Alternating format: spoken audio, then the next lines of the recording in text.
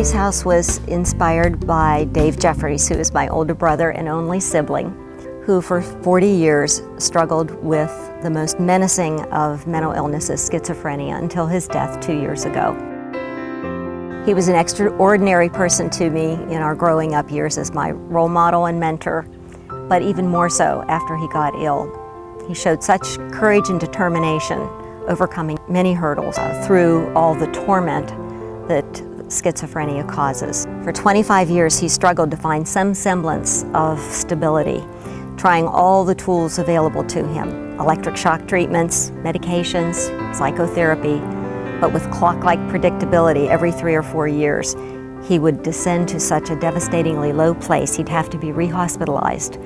And it was like starting over again each time.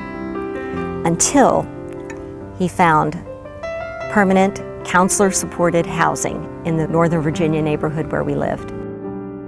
He thrived in that environment, evidenced by the fact that he didn't need any hospitalization the remaining 15 years of his life.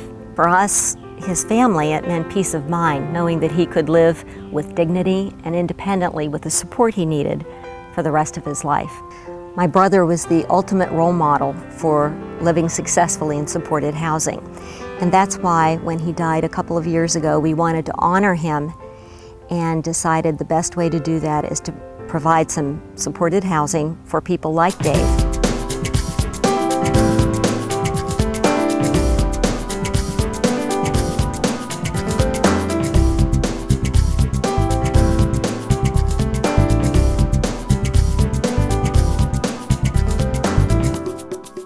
Living at Dave's house has been really a very good place for me to be independent.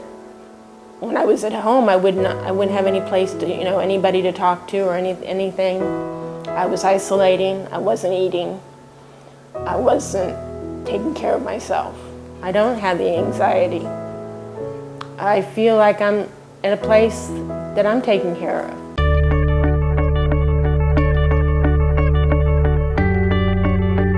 There is this phenomenon in psychiatry called revolving door.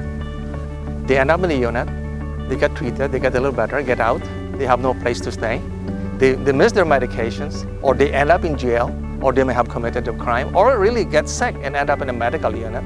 And then from there, they're going to refer back to us. I mean, it is a revolving door. There is actually no meaning to what we're doing. We're just doing a Band-Aid approach. What is more meaningful is to really provide them a safe home where they can belong and they can have full control and learn about the skills of dealing with daily activities of daily living. When I walk through a home like Dave's house, it is just that, it is a home.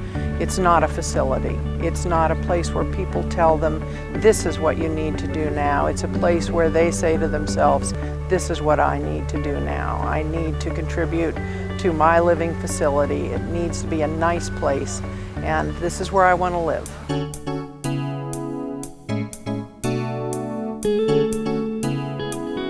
Today's program and luncheon does benefit our Dave's House program, which is a housing program with the idea and suggestion of our board member, Lin Wilensky. It's a vital part of their overall recovery and treatment to have a place to live. If a mentally ill person has a stable housing environment, then they can much better deal with the other issues that they have to face in their life. It's just a tough transition when you have a mental disability. How do you afford housing? Dave's House gives you the opportunity to transition into the normalcy of living, or even feeling as if you're an owner of properties. One of the most important factors, if not the most important factor in a person's recovery from mental illness, is permanent housing. So many individuals, when they're being treated for mental illness, are passive recipients of care. They don't make their own decisions. They don't do things for themselves. When recovery happens, and it's supported by an agency like Lakeside or a Dave's House, you see individuals that are now making their own decisions. They're choosing to go to lunch over here. They're choosing to go to a program. They're choosing to get on the bus. And the confidence that they begin to show is really, really meaningful. Dave's House provides something unique in that gives people a sense of stability and continuity. They know that they aren't going to lose their home. They get to stay, they get to grow, they get to put down roots, and then they can flourish.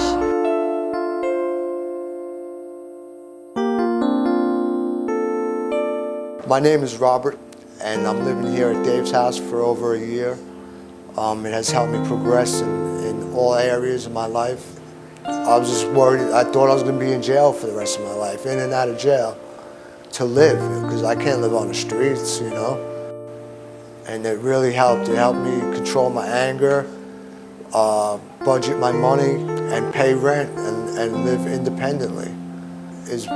My life is growing and still getting better, and I don't plan on stopping. I plan on just pushing forward no matter what.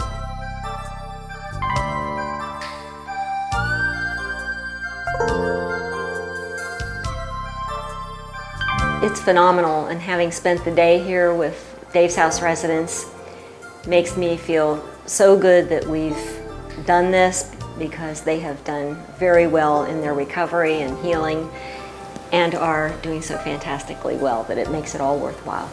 And I would add that this guy right here was our inspiration. Really just a good man, and lived so well in supported housing for the last 15 years of his life.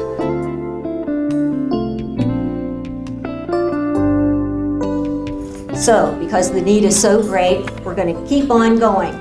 And our ambitious goal is to have 20 houses by the year 2020. Thank you.